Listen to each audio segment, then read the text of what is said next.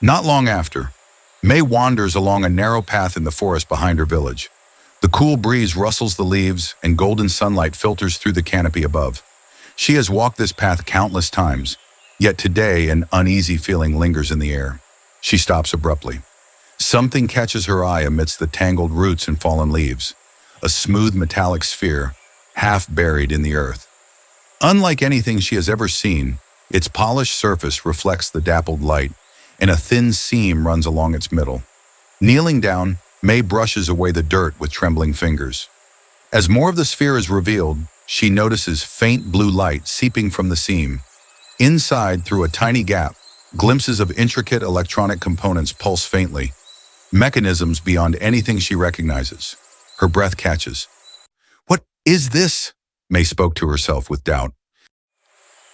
May hesitates before reaching out, her fingers brushing against the cold metallic surface of the sphere. A sudden warmth pulses beneath her touch, as if responding to her presence. The glowing blue light intensifies. Symbols, ones she has never seen before, begin to flicker across its surface, dancing like fireflies in the air above it. Her heart pounds. She lifts the sphere carefully, feeling its unexpected weight. It hums softly in her hands as if alive. Then, a sharp click. The symbols flash, and a surge of energy rushes through her body.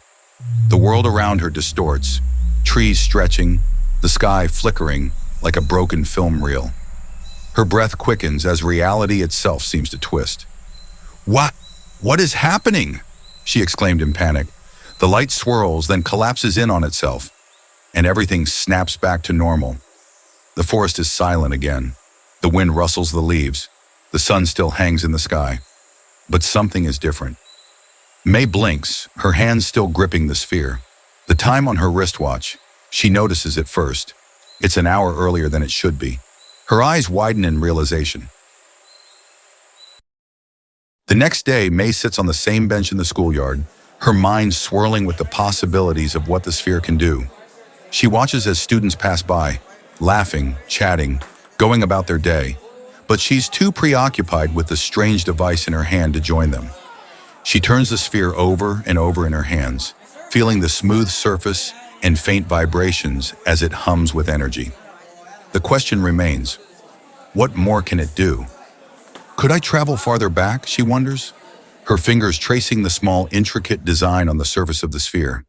With a deep breath, May closes her eyes and whispers to herself, "Let's test this out." She presses the sphere against her palm, focusing on the familiar hum, and this time, she wills the sphere to take her back further, to the morning. The world shifts again, her surroundings blurring into a strange, static-like haze. When the blur fades, May opens her eyes. The schoolyard is different. Fewer students, the sun still lower in the sky. The clock tower reads 8:30 a.m. She's back at the beginning of the day. May smiles to herself, an overwhelming sense of excitement rushing through her veins. She's done it. She's figured out how to travel back to the morning, but she's also aware that this power, as thrilling as it is, may come with consequences. May excitement. I can control time, but for how long?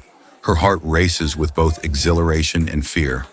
What other secrets might this sphere hold? The following day, May arrives at school, expecting another routine day of classes. However, as she enters the classroom, she's met with an unexpected challenge. The teacher announces a surprise test. A wave of panic washes over May. She hasn't prepared for this. Her mind races as she tries to gather her thoughts. The clock on the wall ticks loudly in her ear, each second passing like a heavy weight. The classroom seems to close in on her, and she feels a tightness in her chest. But then, her eyes drift to the sphere hidden in her pocket, the object that has given her the power to rewind time. It's like a lifeline, a solution she can no longer ignore. May glances around the room, watching her classmates frantically scramble with their papers, pencils, and erasers. Her gaze returns to the test in front of her. She can't let this slip, not now. With a deep breath, May takes out the sphere and focuses on it. The world blurs around her as she activates it once again. The air grows still for a moment, and then, just like that, time rewinds. She's back at the start of the day, before the test was announced. Over the next few days, May begins using the spherical device more and more, each time to fix small mistakes and improve her day-to-day life. Her grades soar effortlessly, her performance in sports becomes flawless, and even her social interactions feel effortless.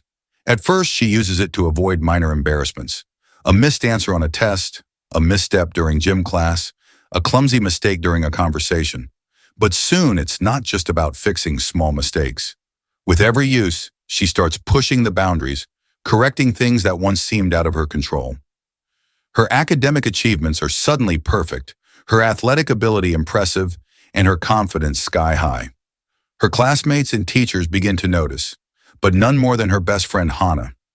Hannah, observant and sharp, watches as May's behavior becomes increasingly unusual. She starts to notice how effortlessly May handles everything, how she never struggles with anything anymore, how she excels in every subject, and how she always has the right answers. It doesn't add up.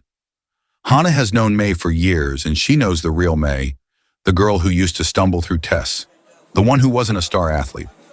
One afternoon, as they sit together in the cafeteria, Hannah leans in with a concerned look.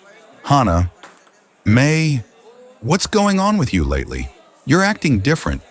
You've never been this perfect? May freezes for a moment.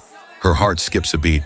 The question hangs in the air, and she feels the weight of the secret pressing down on her.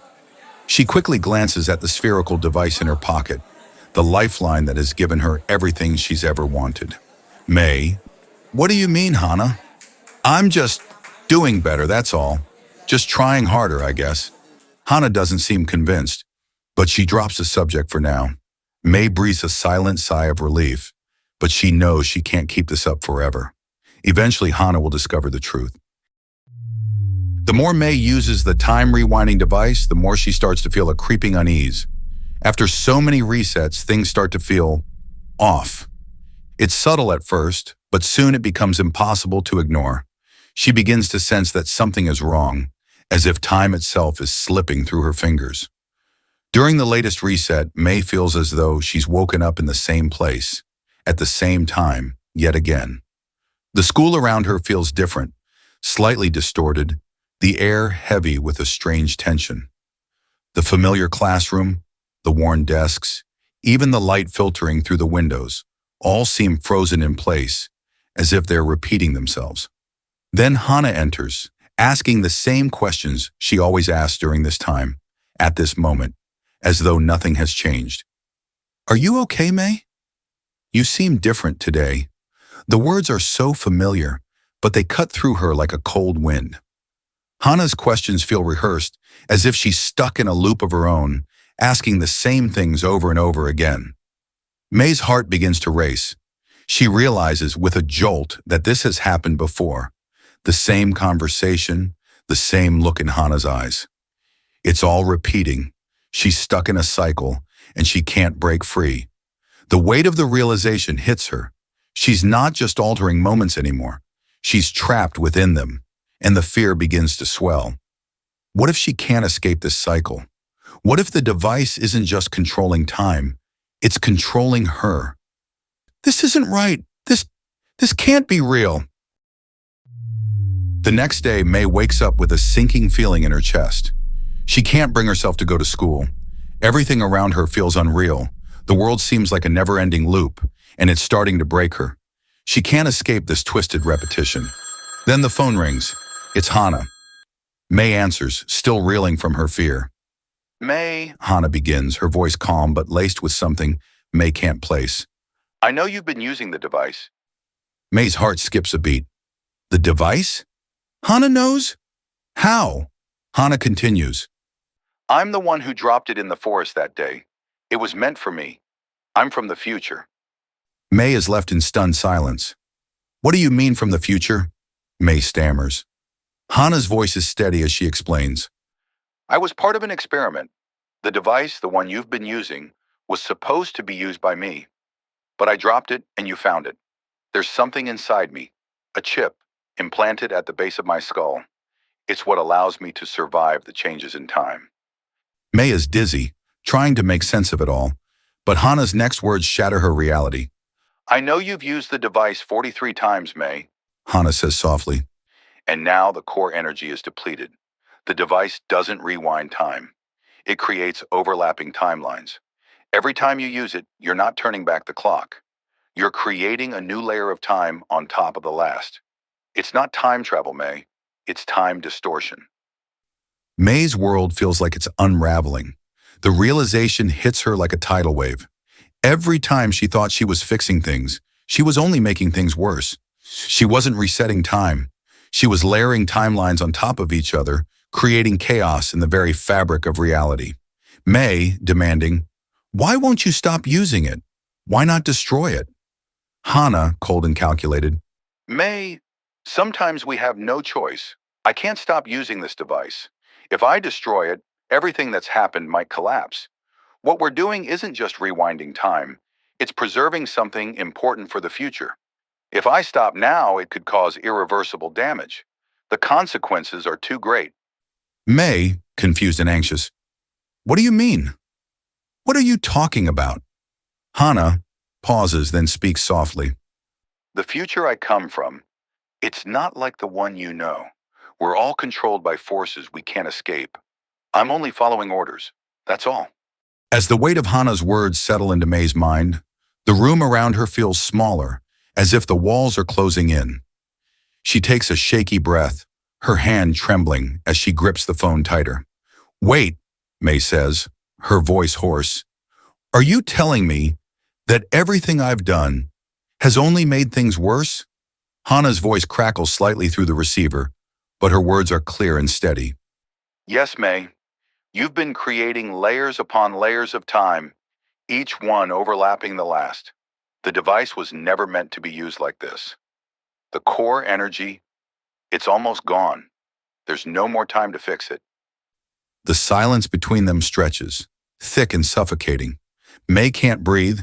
It's as if the world is collapsing in on her. Then Hana speaks again, her tone gentle but firm. "I'm calling you to tell you this, because the only way to stop it is to let the energy run out. You need to use it one last time. You need to end this loop." May's heart races. "But if I do that, everything, everyone, will be gone, won't they?" Hana doesn't hesitate. "Yes, the school, your friends, everything you know.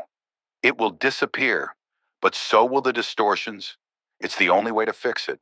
You have to let go, May." May stands frozen, staring at the glowing device in her hands. She doesn't want to do it. She doesn't want to lose everything. But deep down, she knows there's no other way. The truth is clear now, as painful as it is. "Do it, May," Hana urges, her voice breaking. "Please, it's the only way." May closes her eyes, her mind a whirlwind of conflicting thoughts. She doesn't want to let go, doesn't want to say goodbye to the people she's come to love. But the thought of the never-ending loop, of the endless cycle, breaks her. She takes one last deep breath and presses the device in her hands, feeling the surge of energy rise as she begins the final act.